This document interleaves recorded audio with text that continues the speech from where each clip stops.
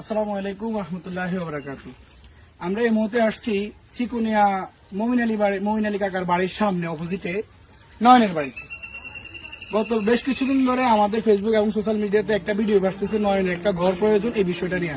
বিশেষ করে আমাদের উদ্যোক্তা মোহাম্মদ আনোয়ার পাটোয়ারি, তার মাধ্যমে ভিডিওটা পাবলিশ হয়। পাবলিশ হওয়ার পরে তাৎক্ষণিকভাবে আমাদের বেশ কিছু শুভাকাঙ্ক্ষী এবং কিছু বড় ভাই আপনারা তাৎক্ষণিক সাড়া দেন যে এই ছেলেটার ঘর করে দেওয়ার জন্য আমরা সবাই আসি। তো সেই নিরিখে আমরা পরিদর্শনের জন্য আজকে আসছি। আসার পরে আমরা মোটামুটি ওর বাড়ির প্রতিবেশী এবং ওর দাদা দাদি এবং ওদের স্টেটমেন্ট অনুযায়ী হ্যাঁ এই মুহূর্তে ঘরটা খুবই জরুরি, সেই বিষয়টি আমরা নয়নের কিছু মতামত দিতে চাই। কারণ তুমি বলো তোমার এই মুহূর্তে ঘরটা প্রয়োজন আছে।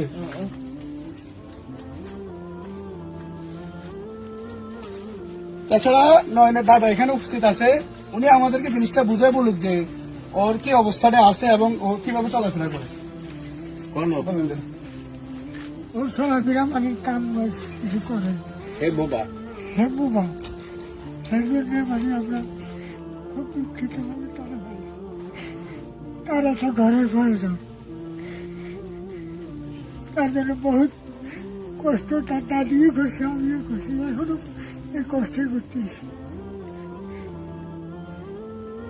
আমাদের নয়ন ছেলেটা জন্ম থেকেই বাক প্রতিবন্ধী হওয়ার নিরিখে আমরা যে স্বাভাবিক মানুষগুলো আছি, আমরা যে কাজগুলো করতে পারি বলতে পারি, সে জিনিসটা বলতে পারে না। বর্তমানে সে কাঠমিস্ত্রি জঙ্গালি কাজ করে থাকে।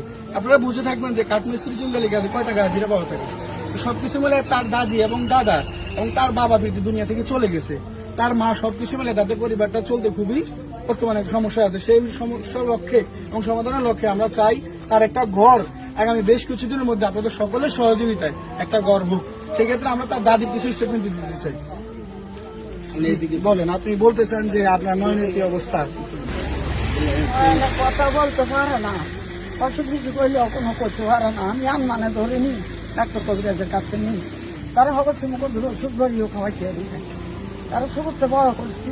এবার আরানি গেছে, আমার 25,000 টাকা গেছে, 1 টাকা কোনোভাবে দেয় না, হতাইয়ে দেয় না। আমি কত কষ্ট করি খুঁজে খেয়ে আনি, তার তারা বিতর্কিত করছি। আজকে দাদা দাদি যদি না পাইতাম তাহলে না আমি কোন দায়িত্ব মারা যাইতো, কেউ পাইতো না। দাদি কিন্তু বহুত চেষ্টা করি নয়নের লাই বহুত দুঃখ আমার। নয়নের লাভবার করি একটা ঘর করার লাই, আপনারা দয়া করি দেন না, আর নয়নের একটা ঘর করে দেন দয়া করি। তাছাড়া আমাদের এখানে আমাদের মুরব্বী কাকা আছে, কাকার স্টেটমেন্ট নয়নের কি অবস্থা বর্তমানে এবং পরিস্থিতিটা বলেন কাকা। আসসালামু আলাইকুম।